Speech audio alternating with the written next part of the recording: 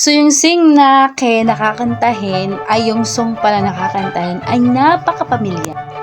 Pamilyar kayo nito kasi trending ito.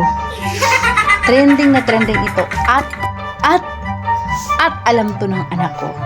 Makinig kayo sa akin. At bakit ang busy-busy niya sa likod ko?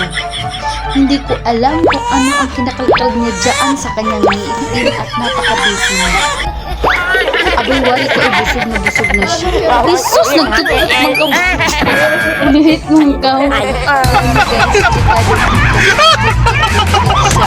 Alam ko pa naman ano ang nagawa niya sa natin.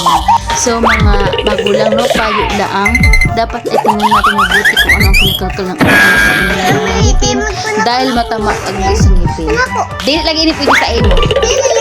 Guys, kasi naudot tayo kanina kasi akala ko anong kinakalkal ng ano dyan sa kanyang ngipin. So, ito na yung kantahin natin. So, guys, sabayan niyo ako. Oy, hindi pa tayo nagsimula sa pagkanta. Sige.